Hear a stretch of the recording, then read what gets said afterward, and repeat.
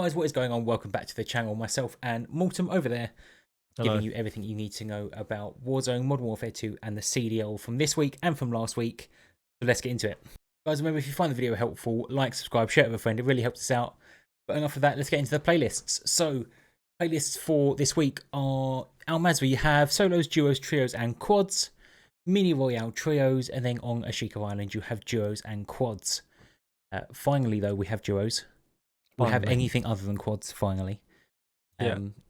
For the eagle-eyed among you, you had solos added in last Friday, and then solos taken out on Monday. Playlists for Modern Warfare 2 this week, however, are you have all the new ones: Shoot the Ship, Dome 24/7, Gun Game, and Infected. Dome 24/7 because it's a new map they've added in, and then Shoot the Ship for everybody grinding the new weapons, mainly the broadside, but we'll get into that soon because that gun is broken. So weapons, all the balancing that's happened over the last 2 weeks. I would say 2 weeks. They done a patch on Sunday and then a patch today as well. There's no gun balancing in today's patch though. So you've got the RPK, which has been nerfed. They've increased initial bullet vertical recoil. They've increased the horizontal recoil and reduced damage ranges. So the RPK has pretty much been nerfed into the ground now. It is no longer on the top tier meta. That has been mainly replaced with the Sakin LMG. It has bigger mags. You get more damage per mag. It's got a good fire rate. And it actually now has a faster TTK as well. So meta-wise now, RPK being replaced with the Sakin. The Kastov has had reduced damage ranges. The ISO Hemlock has a fixed issue with the 300 blackout ammo registering as hit scan. Right, that was the big bug with that. That's why people were using it. I know it's being used a bit at the moment still. I think it's still on that viable level, but I don't think it's not up there on top of everything. I don't think, but it's still a viable. If you enjoy using it, you can still use it. It's still completely fine. Then the Fennec. The Fennec had reduced fire damage and reduced damage against armor. In little bullet point there, they've put requires 2 additional bullets to break 3 plates, which with the fire rate of the Fennec isn't a huge deal, but what they've done to it is enough to take it off of that meta range. Again, that's now being replaced with the Lachmann sub mainly. So if you're a fan of the Lachmann sub, you are now on top of the world. And if not, get using it because it is now the best SMG to go for. Then we've got the battle rifles. So if you use battle rifles and want to take a bit more in-depth look, you can screenshot this right here. Overall though, the Lachmann 7.62 got a very, very slight buff, and the TAC V, which a lot of people have been using, have taken a nerf. So the TAC V is basically just not viable anymore. And then we have attachments being the Incendiary ammo. So the Incendiary ammo, as most people watching will know, added to a sniper rifle, it would give you a 1-shot down. What they're saying now is that has been fixed. They're saying that was an actual bug, and then that basically Incendiary ammo now cannot kill a player. The damage ticks from the Incendiary will no longer kill somebody, which I don't particularly think is right. I think maybe just balance your guns a little bit better if that's what you don't want to happen. It's pretty pointless to have incendiary ammo, in my opinion, at that point. Yeah, it's a bit of a band-aid over a larger issue of just exactly general sniper rifle balance that we've been.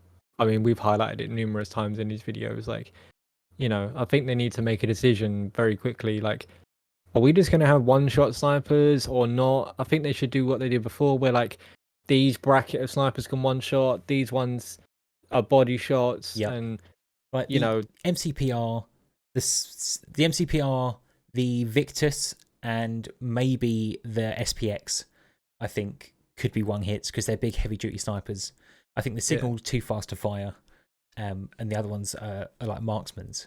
So a bug with the loadout markers have been fixed. If you were buying them from a buy station, they would not be equipping into your slot to use them automatically. They'd be going into your backpack, and people would be like, where the heck are they? The other thing that happened to us as well at one point is that you bought one and it was just gone. just straight still up don't disappear. understand that. I love wasting, and that was when we were playing quads as well. Yeah, I'd love wasting 20 grand that I've just spent, the last 5 minutes getting together, and then I have nothing to show for it. Yeah, you bought the loadout marker. It wasn't in the slot. It wasn't in the backpack. It was just gone. And you was like, "Have you got it?" I was like, "No, I don't have it. You bought it."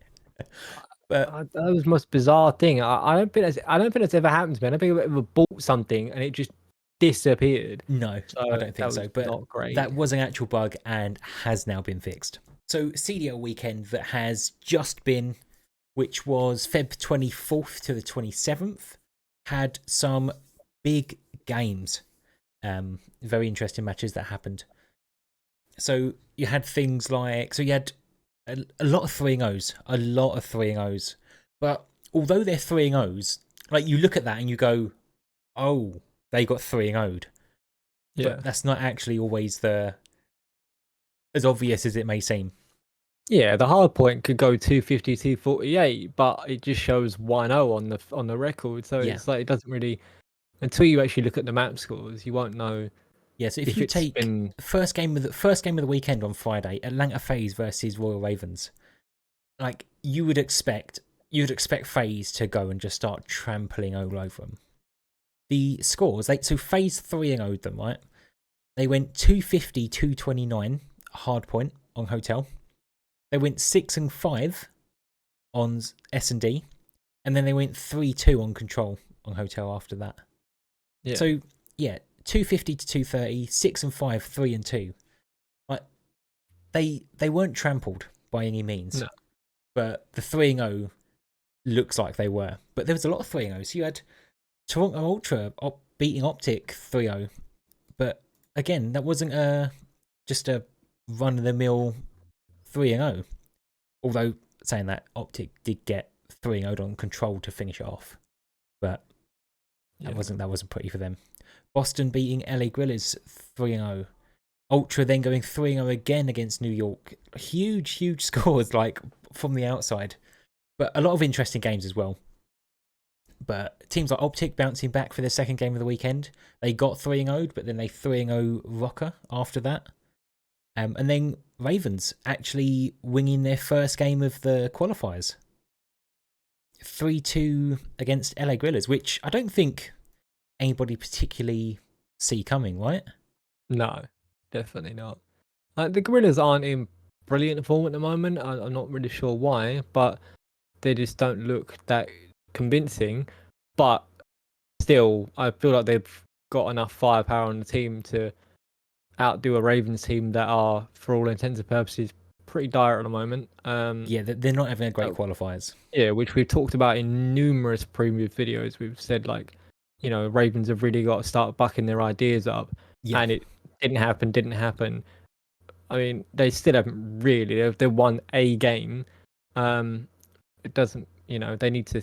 This weekend coming is where it gets real for them. Yes. Like, if they don't want to start in losers again and get first rounded again, then they really need to do something this weekend and win at least one of the games to maybe have a chance of not starting in losers. A lot of interesting games that happened last weekend. If you haven't seen any of it, need to catch up, you can always head over to the Call of Duty League website, click on any match you want, and they've got all the footage on there for it. So take a look at that, and then let's get into this weekend's games, which got some interesting stuff coming up. So this weekend we have London Ravens opening up the weekend again, this time against Seattle Surge, which obviously they put on a great game on the first match of last weekend, so I'm hoping to see the same this time as well. A few other notable mentions are on Sunday, FaZe versus OpTic Texas.